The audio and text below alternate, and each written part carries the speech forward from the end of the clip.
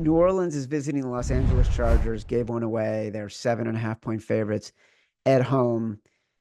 Look, this is a pro Joe game in favor of the Saints. The wise guys are betting the Saints here. I think the key question is, does anyone think the Chargers can cover a 7-point spread? Because the Saints, they're a train wreck. Like, Yeah. I love to read Bill Barnwell. He did a column yesterday about the teams that are performing worst in the NFL, whose situation is the worst going forward. And, he talked about the Giants. He talked about the Panthers, and he talked about a couple other teams, the Titans. He also talked about the Saints.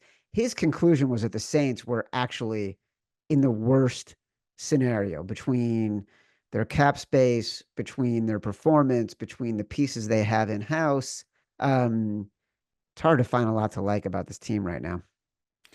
I know, and the books were smart to make it this high of a number because it makes you tempted to take the Saints team just because who are the Chargers to get this many points, right? And it makes me think back to when they played the Panthers. Remember that? That was a huge spread, and they dominated them. So I'm not going to get sucked into it. I'll actually take the Chargers here. There's a couple sevens out there, I just go grab the 7.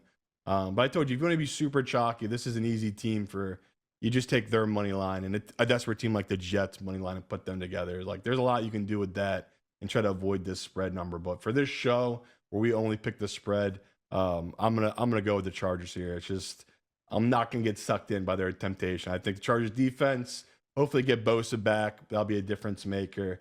And then offensively, they had no receivers in that game against the Cardinals. So hopefully maybe get a couple more guys back of the receiving core, and that's gonna be the difference, right? Like we've seen Herbert.